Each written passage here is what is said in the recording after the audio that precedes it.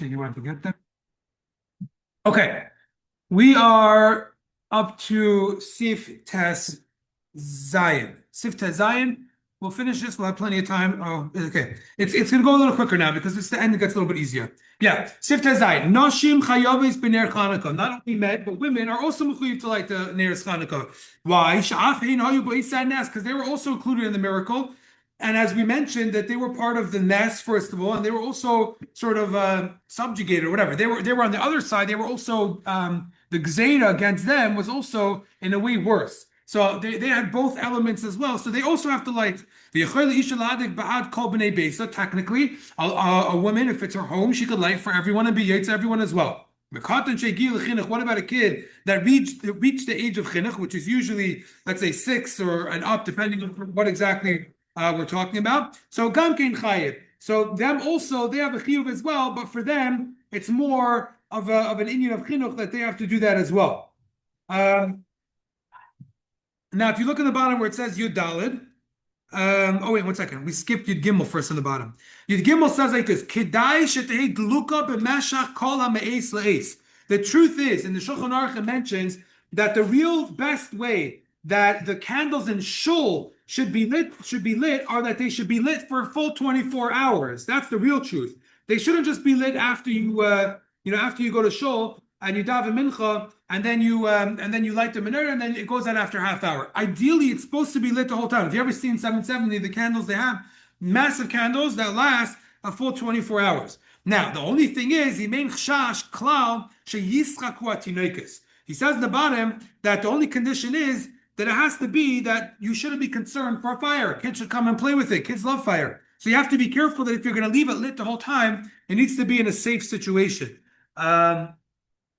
Now, the reason why the Rebbe said the reason why it should be lit for the whole 24 hours, one of the reasons the Rebbe explained about it is because you want to have more of Yisraelis about the ideas of Persuminisa, of Chanukah, and everything along that. So you want it to be lit the whole time. And the reason is because in Shul, people gather. In Shul, people come to hang out. So therefore, they should see the candles lit every time they come. Now, the only thing is that let's say it's a place that people don't hang out. Let's say it's a type of shul that you have some of them where people come in the morning, they daven, they lock the doors on the way out, and they don't come back till the evening. So then you don't have to leave the candles lit. Same thing with at night. They daven Ma'ariv, lock the doors, leave, they don't come back till the next morning. So then you don't have to leave it lit the whole night because that obviously is not going to be Persume Nisa in the way that we're mentioning if no one's going to see it anyway. So it has to be a shul that people are going to be hanging out with to make it a purposeful lighting. Now, the Yud Dalit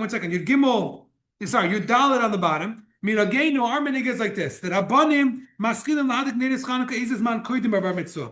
That when it comes to the boys, so they're going to start lighting Chanukah at least a few years before their bar mitzvah. Now, as I'm saying, as we know, probably kids already start, boys start even much, as young as they can.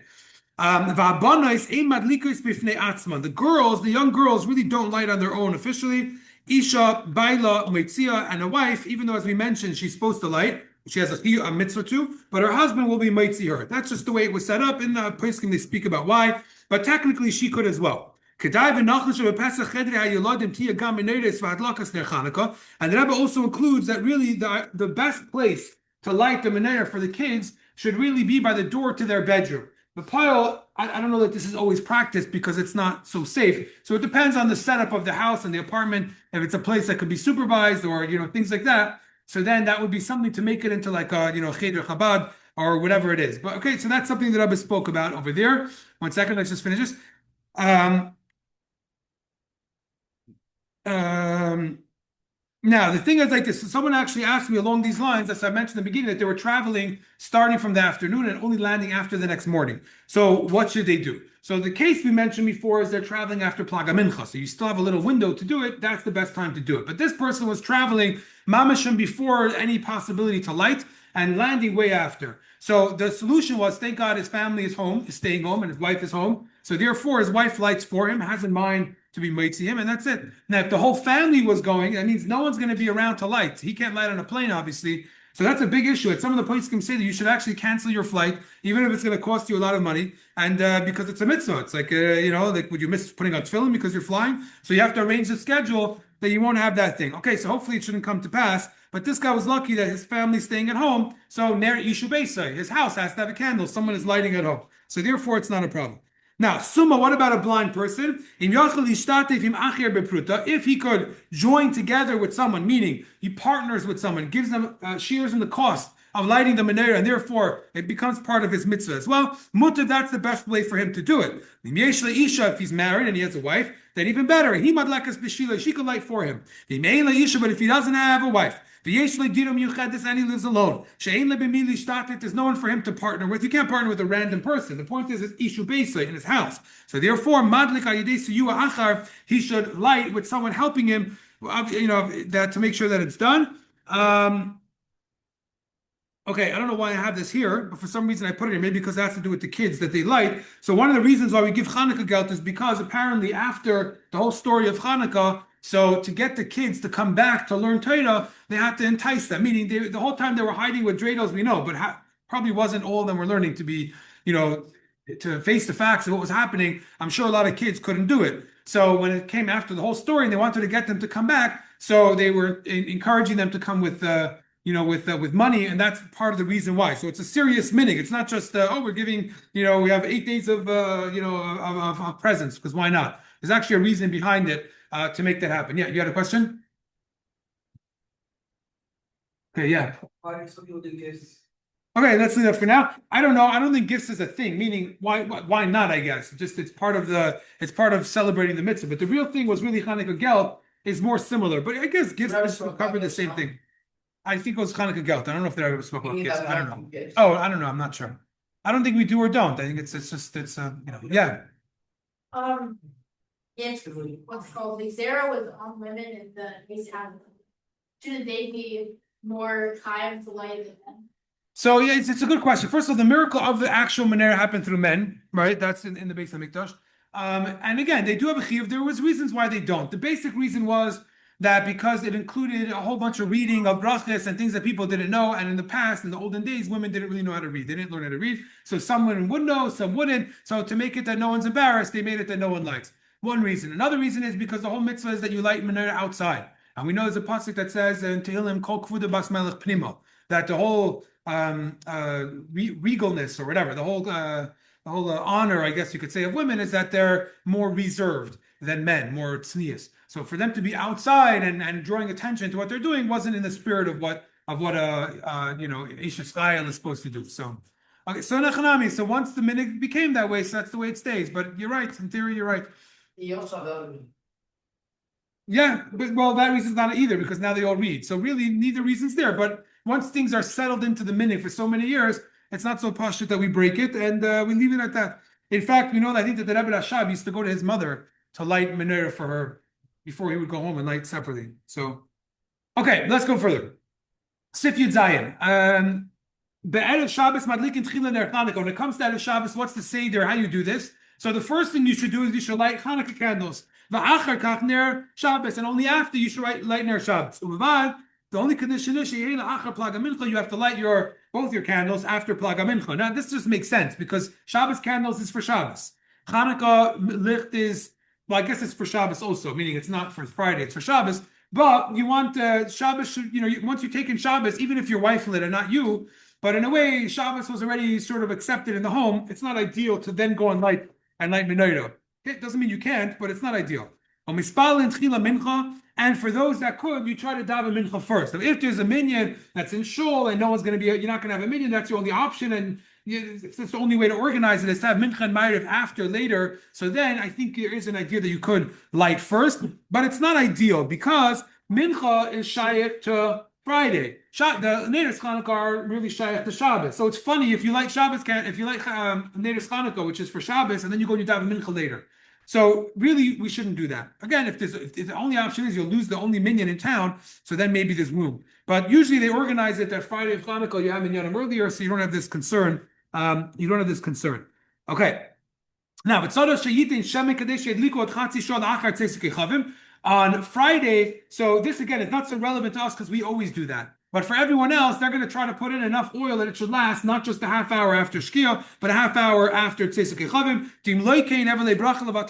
Because on the Friday night of of what do you call it? On Friday night, because they're lighting earlier from Plaga Mincha, if it doesn't last longer till a half hour after Tzeis, then they're not going to be fulfilling the mitzvah. So at least one candle, not all of them. Let's say you're limited in your oil, at least one of them has to last that long. If you're lighting by your door, you have to make sure that there's something blocking the door from the candles. So when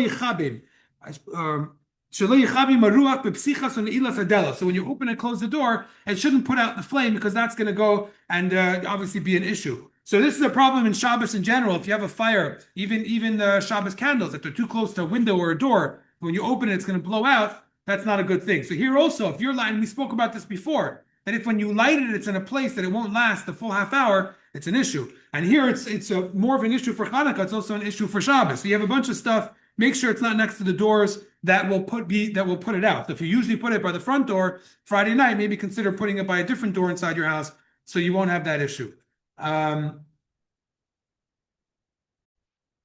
Okay. Sifyut but Motzei Shabbos Mavdilin. Okay, the Seder over here is different a little bit than the way we do it. But here he says like this: on Motzei Shabbos, the order would be you do Havdalah, v'achar kach madlikin ner Chanukah, then you light Chanukah licht.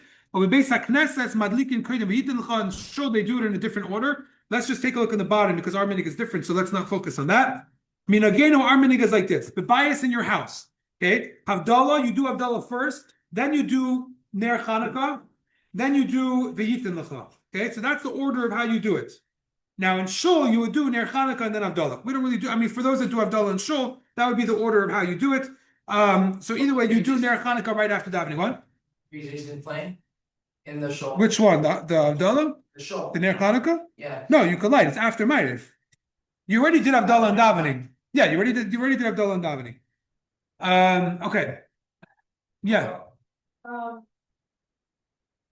You're still getting out no if you only say you're enough.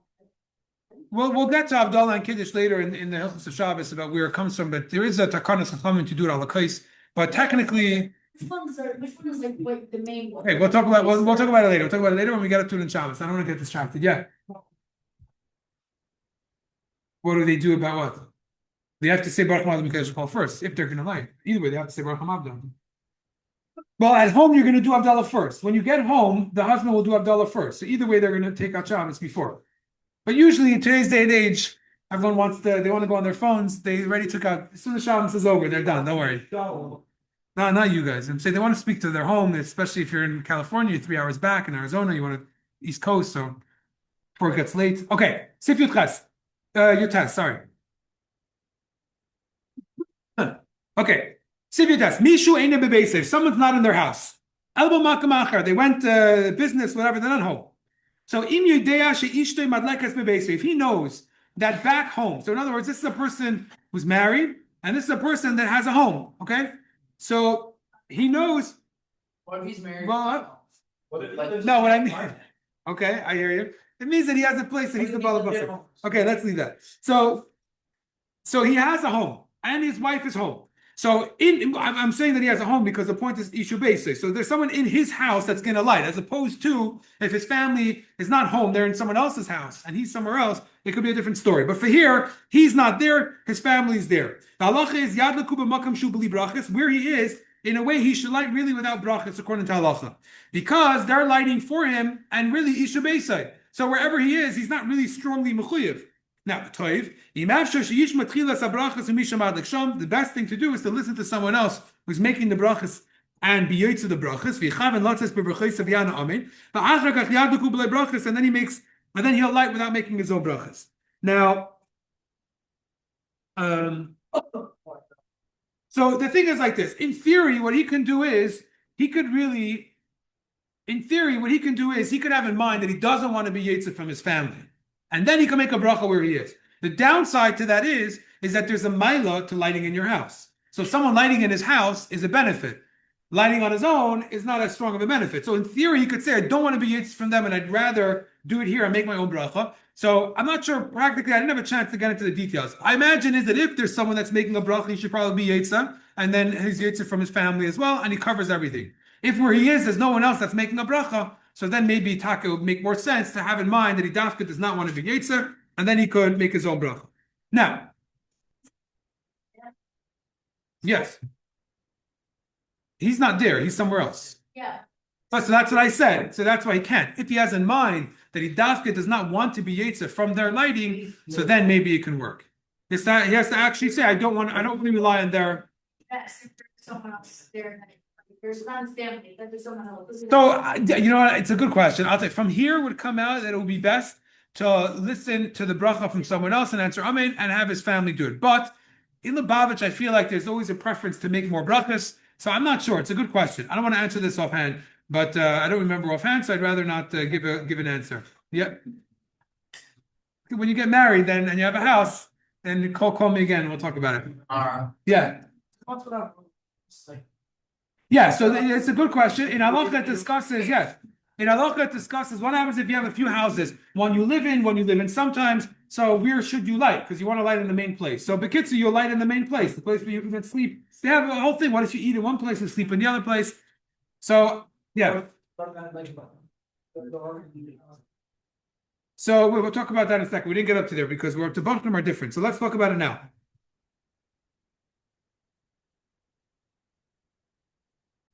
Okay. So let's say his wife is not lighting for him at home for whatever reason. Maybe she went to her parents, for a Chanukah party, whatever. And similarly, you guys, Bachrim, Bachsanya, Shalem. Let's say it's Bachrim that are living in an Achsanya. So the way it used to work is that Bachrim would go to yeshiva somewhere and they would live in someone's house. So it's not like a dorm that's yours. They were living in someone's house. They would get food from them sometimes, stuff like that. So then the halacha is because there's no one lighting at their house, side the Bachrim, because they don't really have a house. You guys are homeless. And side this person whose wife is not lighting at their house. So therefore, wherever they are, they need to be lighting with a bracha. Or a yishtak fuim balabais. Or if it's a bacher staying in someone's house, so then he needs to join together with the balabas by giving him by giving him a little bit of let me just change this over here. Now that I have the ability to do that. But yeshivas are home. So then you have to chip in with the balabas in order that where you are now, this should be your requirement to be able to light. Sheyitnu le'eze pruta, you give him a.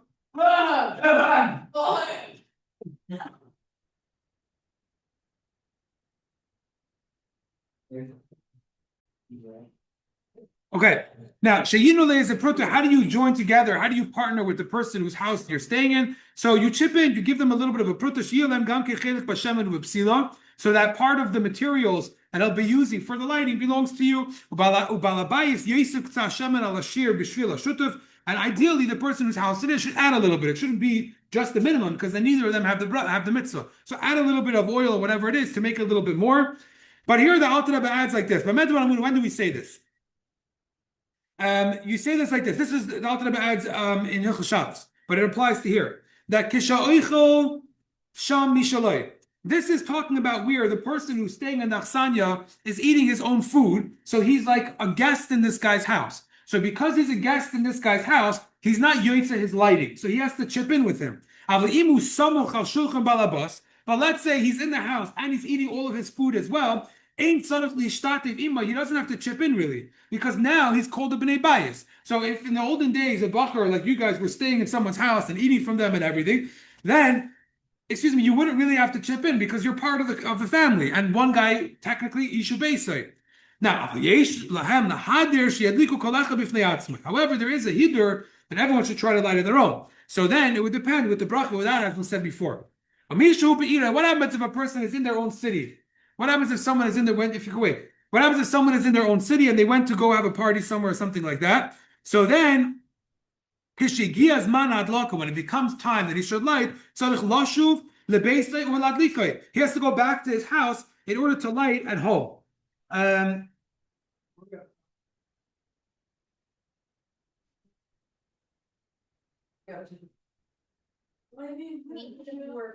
So it does say somewhere, it's interesting that Bachrim, before you guys go home in the middle of Chanukah, you should, in your mind, you should be mafker. You should make hefker your place here in yeshiva back to yeshiva's rishos. In other words, when you go home, if you live in town, right? So, well, even if you're not in town, I guess, but your home is here really.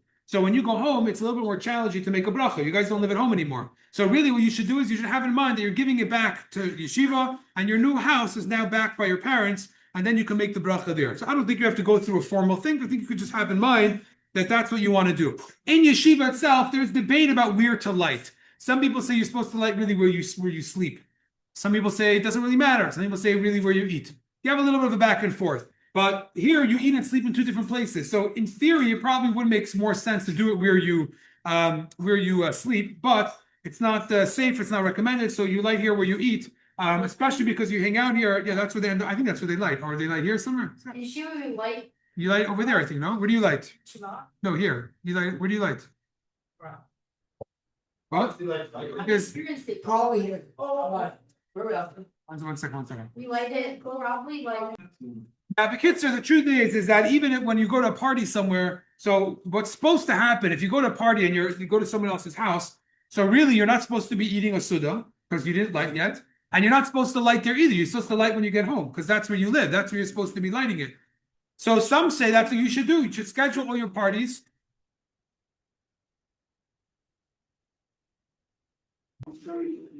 Okay, Sivchaf. Hashemen shenish.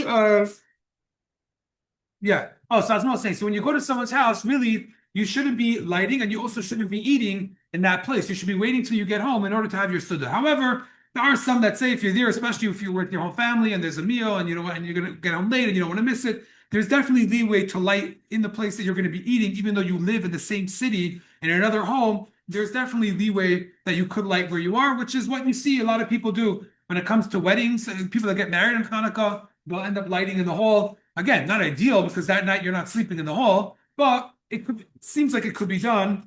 Not preferred, but it could be done. Fine. Sivchot. Hashem and Shenishar b'menaira la'achar Chanukah. What happens when you have leftover oil and wicks and all that stuff? So oisel had medura v'surfin. You should make a little pile of what a little torch, a little bonfire, and you should burn it. Why should you burn it? Why can't you use it for something else? Mishum behuktzah l'mitzvasan v'asher la'anis mehem, because it became muktzah to the mitzvah that it was used for, and therefore you're not allowed to use it for other things. The only condition would be that if you make a condition originally that you're not going to, that you're not gonna, whatever's leftovers will not be muktzah to a mitzvah, but it will be available to use for anything else. And then you could use the leftovers for anything that you want. Now, what's left over from day 1 to day 2 is not a problem. You could use that for the next day because it's the same mitzvah. So let's say the first day you had left, it went out early after an hour or 2 hours, so you have a lot of oil left over. You're allowed to use that oil for the next day, same as the wicks that we mentioned in the past. So some would say, well, why don't you save it for next year then? Saving it for next year is never a good idea because when you save things over a year, you forget why it's here. And then, so there was 1 year or a few years, I think, that I tried to save the wicks for Pesach. The problem was that I ended up not being home for Pesach. So by the time 2-3 years came, so once I had a couple of bags in the drawer, so I noticed I had a few bags of these wicks and oils that I forgot about. And then at some point, I think the cleaning lady threw it out or something, so then you end up losing it. So it's not always a wise idea to just leave it and leave it. The quicker you can take care of it. But ideally, the best thing is, according to what we're saying, is to have in mind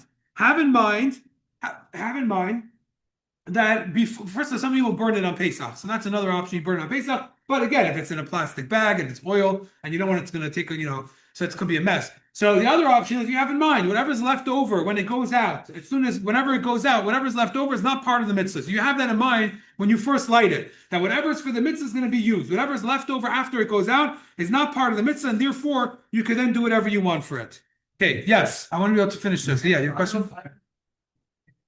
Let's say you buy a bunch of candles, and you say that, I don't know if this is more than enough, but if so, and I'm using it, what's this, Chanukah, if I got family of these that you use the candles. Yeah, that's what we just said. What? No, if you don't have in mind, then it's a problem. And because muktzah for the mitzvah. Extra, and caution that it's gonna be extra, and they're not gonna use that. No. It's not the extra candles. It's the candle that was lit, the candle that was already lit. That's what becomes muktzah. If you have extra candles in the box, that's not a problem. You could use it for other stuff. It's just the stuff that actually was used for the mitzvah. Yeah. So you make a bracha before you light, right? After. You make a bracha before you light it. Yes. Let's say the light the candle don't go on for 30 minutes or whatever, then it goes like 20. So you have to let it get, right? You don't have to. We do. It's a minute too, but you don't have to. What do we do? You don't make it wrong. You don't make a bracha if you relight it after, unless you lit it in a place that was impossible for it to last a half hour, a windy place. So then we said you would make another bracha, right? Is that what we said? But 1 second. No, I'm sorry. You don't make another bracha. Once you light it, you don't make another bracha. Your yaitza regardless. In theory, your yaitza regardless. If you leave and someone was watching it and it went out and they didn't relight it, your yaitza. As long as when you lit it, it was in a place that could survive and had enough oil, enough wicks, then your yaitza, yeah.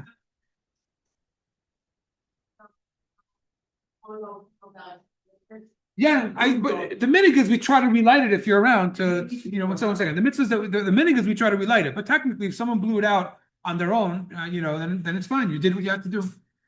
So they discussed if you light, let's say in a hospital or or while you're traveling or inside of a prison, and you know that they're going to put it out before the shear, do you make a bracha? Do you not make a bracha? So if you know that it's going to not survive the full half hour, you don't make a bracha. But if you did and then it was put out at some point, it is. You were yaitz, it's fine. But since some, I don't know, if it's like, they're gonna blow it out, 25 minutes, 35 minutes. Either way, you make it. If there's a chance that it'll survive, you make the bracha, you do it properly, and that's it. Then, because you don't know. Yeah. I'm gonna be able to go further. After the half hour, yeah, people do all the time. No, you have to wait till the time is over. But people, especially if you're the one who made the bracha, you can't do it early. But people do when they want to leave. Let's say you want to go out or something. So after the half hour, they'll put it out so they don't have fire danger or whatever. Okay, let's go further. We could finish the rest. It's not hard. The rest of it transitions now. Okay, we're up to Sif Chav Al. Kol Shmeinis Mechanukah Ibnim B'Shmein Aser Ala Nisim. All 8 days of Chanukah we add the special tefillah called Ala Nisim, being Shachar. And if you forget, so if you remember before you say Hashem's name at the end of the bracha, you go back and you say Ala Nisim. But if you only remember after you finish, after you said Hashem's name, you finish the bracha. You don't stop and go back. When you don't go back, you continue as is, and you don't have to do chazar. For benching, he says you can look in Siman Mendalin. So if you look in benching, it gives you a little bit of instructions of if you forget Ala Nisim. So in the Siddur, for sure the newer ones, they give you the instructions of when you could of how you do it. It says basically what you do is before the halach manuya, before you get to 1 second. Yeah, when you get to Arachaman who no after Ali Chassid, when you get to Arachaman who Yimlech Aleinu, yeah, which is basically when it transitions to the Rabbanan. Yeah, most people say before that is all Doraisa. But from Arachaman who Yimlech after Le'elu Ali Chassid, Arachaman who Yimlech Aleinu Lelevav. So over there, that's where you will jump back to. They give you the Ala Nisim. 1 second, let me just see if I got that correct. Actually, let me see what's off over here. No, I'm sorry. No. After Mimare, yeah, when you get it to the Rachmans that you usually do for Shabbos, so then you say Rachmanu Yaseh, right? Instead of Ala Nisim, you say Rachmanu Yaseh Lanu Nisim Lavisena Kumesha Asa Lavisena B'Yamei Mezman Hazeh, and then you do B'Yamei Matis Yom. So there's a seder of how you do it. It says it in the Siddur. You could see it there, and you'll know what to do. So okay, that's Chaf Aleph. Chaf Beis. All 8 days of Chanukah, we actually complete the whole Hala, right? Which we don't do for many other Yom Tovim. We don't say Tachnun, and Gamalei b'Mincha Shalafanav also not in the Mincha before. We already stopped saying Tachnun. But we also don't say the other stuff that we don't say when there's no Tachnun, like Erech Hapayim, so these things are actually. These things are actually unique to Chabad, and the Rebbe writes about it based on what the Alter Rebbe writes in the Siddur, that any day you don't say Tachnun, you don't say all these things. But everywhere else, and even in the Shulchan Aruch, the Alter Rebbe doesn't say that. When you don't say Tachnun, you do say Lam Matzeh, you do say other things. But our minig now is that whenever there's no Tachnun, we don't say any of these things. Okay, if it's Halal, if there's an Aval who's Chazen, so he says you look elsewhere, but basically our minig is that the Aval would be Chazen, he just wouldn't say halal. He just wouldn't say halal. Fine. So someone else will go up and say halal, just like Rish Chedesh or whatever. Well, Rosh Chodesh, I guess he's not Chazak, but okay. Sivchav Gimel. Okay, so Kriya Mechol Yom plus a Gavri Bekarbonis and Asim Shem Parshas Nasai. So this is about how we do the Kriyas HaTorah. So you get three people are called up and they read the Parshas Anasim. Why do they do Parshas Anasim? Because that is when that's when the what do you call it was finished, the Chanukah Mishkan, as we said before. So that has to do with Chanukah Samizbeach. So that's why, and in the story of Chanukah is when they rededicated the Beis Hamikdash. So we read the same stuff. So how do you do this? The Yom Rishon Maschil L'Kohen mean. So you start, okay, we'll just go through this quickly, but you got the idea. It's all in the Siddur and the Chumash. But anyways, you start from Vayi Bayim Kalis Moshe until Chanukah Samizbeach. The Levi you do Vayi Makri Bayim Rishon Ad Malei Keteiros. The Yisrael you do Parachad Ad Ben Aminadav. Bayim Hasheni, you go to the next one. The Kohen Ula Levi you do Bayim Hasheni. Well, the Yisrael you do Bayim Hashlishi, and then the Chemichal Yom, the Kohen Valevi Hayoim Sha'im Dibay. You'll do the day that you're by. Well, the Yisrael Yom Shal Achrav you'll do the day after. Now, Bayim Hashmini, what about the 8th day? So then, the Kohen Ula Levi you do Bayim Hashmini. And then for after the next one, the Yisrael Maschina Bayim Hachi, you do the day. Then the next one, V'Geimin Kol HaSeidan, you go all the way till the end, which would be all 12 of them. The Gamer Parshas Ba'Loischa Ad Kain Asa Samanayra, and then you also do Parshas Ba'Loischa as well. If you make a mistake on any of these days and you did the wrong day, it's not such a big deal. You don't have to do the whole thing. You don't have to lay it again because there's no real kapeda. As long as you're reading the same thing, it doesn't matter if you read this nasi or that nasi. It's the same sugya, if you will, the same parsha. So therefore, it would be okay. Fine. Sivchav Dalid. What about Shabbos Chanukah? But Shabbos Chanukah Mitzvah Shnei Sifrei Torah. We take our two Sifrei Torah. Berisha and Kain in Parshas Hashavua. The first one you're going to read the parsha of the week. So that will go all the way till you'll go till the end. Right? So that's 7 people will get Elias. And Ubasheni, the second Sefer Torah, Maftir B'Shal Chanukah Yema, you'll do the Chanukah Maftir, which is a special, whatever the day is, like we said before. Umaptiri Rani V'Simchi, and then you do the Haftarah will be Rani V'Simchi. So the Haftarah, as we mentioned elsewhere, is always going to be on the last thing that you read for Maftir. That's what the Haftarah. Okay, so that's the stage of how you do it on Shabbos. What if there's 2 Shabbosim? So then maftirim by b'malachim b'neiris to shleima. The second one you'll do the maftir, which is the neiris of shleima, the whole thing. Fine. Again, it's in the siddur. Now, what about Rosh Chodesh Teves b'chol? What happens on Rosh Chodesh Teves, which is always on Chanukah, but it's a weekday? So then mitzin shnei sifrei Torah, you take out 2 sifrei Torah. The first thing you'll do is Rosh Chodesh. Why do you do Rosh Chodesh first? So we had before, right? Because Tadir Risheni, Tadir Kedim. And then, or Revi B'Sefer Torah Sheni, then for the second Sefer Torah, you'll do the 4th guy, because on Rosh Chodesh you get 4 Aliyahs. Chanukah you get 3, Rosh Chodesh you get 4. So the 4th one will be fully from Chanukah, from Chanukah, B'Shal Chanukah Yom. Right? So 3 will be Rosh Chodesh, and the 4th one will be Chanukah. And we shum the Rosh Chodesh, what?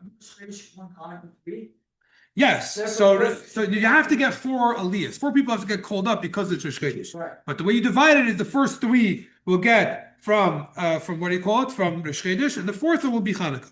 Now, Mishum the Rosh Chodesh Tadir Tzvei. Now, because Rosh Chodesh is more common, like we said, so the common Tadir Risheni Tadir Kedim. So the Maktim Rosh Chodesh. That's why Rosh Chodesh goes first. Now, Ve'im Tov, one second, I'll get to it in a second. Now, Ve'im Tov, V'ischilu Likri B'Shal Chanukah. Let's say by mistake, instead of starting with Rosh Chodesh, you started with Chanukah. Ve'afilu Adayin Lo Yischilu Likri. Even if you didn't actually start to read, you just took out the Torah and you opened it up to there. Ela Shekvar Beirech Ha'ila, and the guy got an Aliyah and he made the bracha, but you didn't read. Ain't Tzrichin Lahafsik. You don't stop and switch Torahs. Yeah, rather, even though it's the wrong order, it's fine. The one who got the aliyah will continue. It's only 1 aliyah because it's right Chanukah on that day. You only do 1 aliyah, so he'll get that aliyah for Chanukah.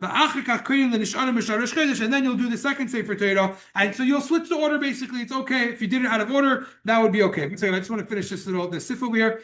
Now, then he says, let's say the first guy got the proper aliyah for Rosh Chodesh. Ella, the mistake was that you called up a 4th guy for Rosh Chodesh like usual. So then, even if you remember, right after the 4th guy gets his aliyah, right after he makes the bracha, he didn't even read yet, and then you're like, wait a second, it's also Chanukah. We did the wrong kriya, or whatever. We have to take out another sefer Torah. So im lo yitziu rak sefer Torah echad. The halacha is if you only originally took out 1 sefer Torah. In other words, everyone forgot. They just thought it was a shchedesh for some reason. So then ain't tzichin likra yeser. It's it. You just read Rosh Chodesh and you don't do Chanukah. But let's say you remembered that it was Chanukah, so you took out 2 Sifrei Torah. Sheyesh kan chashash mishum pkamesh shel Sifrei Torah, and now there's an issue that we're afraid of a pkam on the second Sefer Torah. People are going to say, why didn't we use it? It must be its puzzle. So because of that, so then then you call up a 5th person. So if someone ever asks you a trick question, yeah? When do you call up 5 people in Chanukah? So one answer, I guess, could be Shabbos, but no, if it's only 5 people, the answer would be if you make a mistake. That means that you called up 4 people for Rosh Chodesh and you had a second Sefer Torah out. So then you call up a 5th person and you'll do Chanukah v'achar chamishi yemru chatzi kaddish. Yeah, got a question? We're gonna get there right now, which is this year, by the way. We're gonna get there right now. Yeah. Chance someone's gonna forget. Wait, say again. What? There's more of a chance that someone's gonna forget a Rosh Chodesh than Hanukkah, because Hanukkah's like a whole 8 day of day. Right. Everyone's excited. Yeah. Okay, these things happen. You have to remember that Yidden didn't always live in the same situations we live now. You had these little shtetlach where people didn't, they weren't always. I don't know how they would know that. So I don't know how they would know the halacha if they didn't know the first. But okay, whatever, it can happen. These mistakes happen. You never know. Mistakes happen. Yeah, you had a question? Shmuel, you had a question? Yeah. I just want to go on this. You like read Rosh Chodesh with Shlishi. On Rosh Chodesh, how do you do it? But the On- Fornali is Yeah. So when you read the Fornali verse with Shlishi. How do you do it? I don't remember. You can look up at the Siddur. I don't remember. You do the first 2 together, probably, because the second aliyah really is a repeat. You go back and then, so you probably do. No, probably the 3rd one probably goes till the end. I'm not sure. We'll look up at the Siddur. I don't remember. I don't remember. Let's look it up. I think a second. What? One second.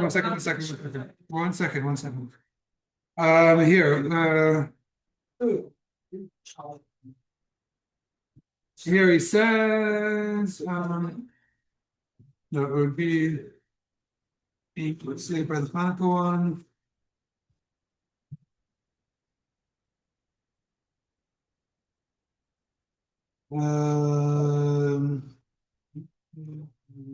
Okay, here, let's see. If it's Shabbos Hanukkah. Is there ever a time when you switch and we come to? No. 1 second. Not the teacher. I need to get my sidewalk. I'm not sure. I'm not sure. You have to. I don't know. I'm not sure. Yeah, I want to just finish though. 1 second. What? Yeah, of course. What? Okay, answer no. Okay, let's go further. What is it? I don't. It didn't say. I don't want to spend time on it. I didn't see it right away. I don't know. Later. We'll look at it later. Okay, let's go further. Chafei, please don't do that. Okay, Sif Chafei. What happens, like you just asked, when Rosh Chodesh is on Shabbos, which is this year? So then, Maitzian Shleisha Sifrei Torah, then we have to take out 3 Sifrei Torah. Berisha, in the first one, creating Shisha Gavri B'Parshas Shavua. The first one, you call up 6 people. Okay, so instead of 7 or 8, the way we do it. So in other words, Shishi will go till the end. So once you get to Shishi, the guy continues reading to the end of the parsha. Then you take out the second Sefer Torah and you do Shavi, the 7th person. And what does he do first? Well, again, Tadir V'Sheni Tadir. So you do Rosh Chodesh first. So Shvi is B'Shol Rosh Chodesh. And then Umaschilin, you don't start from the beginning. You start like any Shabbos Rosh Chodesh, which is B'Yem Shabbos. And then you do Va'imr Chatzi Kaddish. Why do you do Chatzi Kaddish? Because that was the full, that's your 7 aliyahs. Every Shabbos you have to lane 7 people. So 6 was that, 1 was that, then you do Chatzi Kaddish. And then you have the 3rd Sefer Torah, you do the Maftir B'Shel Chanukah Yoimei. And what's the Haftarah is going to be the Shabbos Chanukah Haftarah, because as we said, you always do the Haftarah on the last thing you read. Even though we said before, Tadir V'Sheni Tadir Kedim, so you should do the Haftarah of Rosh Chodesh or something. So Zehu Bakriya, that's when you read in the Torah. If you have a choice of which one to do first, so you do that one first. You're creating Shnei, and you're reading anyways both of them. So you choose which one to do first. However, Aval, the Haftarah, when it comes to the Haftarah which is not part of the actual reading of the parsha. She'ein maftirin ela achas. You're only doing maftir or the haftarah rather, one of them. You're not doing both haftarahs. So now it's not a matter of which one goes first. It's a matter of which one are you doing at all. So then Deichen shel Rosh Chodesh or Kodein shel Chanukah. So then you push away the Rosh Chodesh one and instead you do Chanukah. And the reason he brings is because Mishum Persume Nisa. Now, if you look on the bottom, it's interesting because this is our constant standard meaning that's unique to Chabad. I don't know if anyone else really does it, which is that Umaysifin Pasuk Rishon Va'achrei Shel Haftarah Shabbos Rosh Chodesh, or Pasuk Rishon Va'achrei Shel Haftarah Machar Chodesh. So what you do is you're also going to read, like we always do, is we add the first and last pasuk of either the Shabbos Rosh Chodesh or Shabbos Erev Rosh Chodesh. So this year it's both. So you're going to do first and last pasuk of regular Shabbos Rosh Chodesh, and also first and last pasuk of Machar Chodesh. So you have 4 extra psukim that you do at the end because of this. Now, some of them in Agam before we do Sif Chavav. So some of them in Agam are like this. Number 1, we know that the Frierdiker Rebbe said that you're supposed to listen to. One second. You're supposed to listen to what the candles tell you. You should sit there and listen to it. Something like that. So you listen to the story of the candles. What that means, it probably means to learn Chassidus by the candles, but that's my opinion. But you do, B'chlal, also we like to sit there. There was an Indian by the Rabban to always have a latkes oven, which was generally on the 5th night. And it was a very heicha Indian, or whatever that means. They would also give out a lot of Chanukah geld, specifically the 2nd and the 5th day, but the Rebbe was more focused on the 5th day. Well, the Rebbe actually spoke about giving Chanukah geld every night in the end. We do not play with cards. Cards have a certain klipa that we know about from the Kedushas Levi brings it, Yitzchak Raditcher brings it. So we don't play with cards themselves. Now with dreidels, yeah, in general, but people had admitted that in Hanukkah together with dreidels they would play with cards. So it was more specifically mentioned not to do that. And then in general, we try to learn more Torah, even though a lot of times it's interesting because the Bachrim are often yeshiva, so you do Muftzayim, and also you go home sometimes. But you have to remember that the Yevanim were trying to get the Yidden not to learn Torah, and if we won, it means we won the ability to learn more Torah. So you have to make sure to learn a lot of Torah, and that is some of the things that have to do with that. Let's just do the last sif over here. It's not really relevant to now, but B'chamisha Asar B'Shvat, the 15th of the month of Shvat, is Rosh Hashanah Li'ilanes. So then, Ein Emrim by Tachnon, you don't say Tachnon, and also not in the Mincha of the day before. V'noig in the Harbis, but B'mini Peides Ilanes, and you try to eat a lot of fruits and a Shechianu and all that stuff. We'll leave that maybe not well because it's part of like the winter Sugis. Then it goes on to Purim and everything else. So these are which is really, I guess, Pesach or whatever. Okay, that is all halachas. We'll go to Zal now, and you can look over the halachas.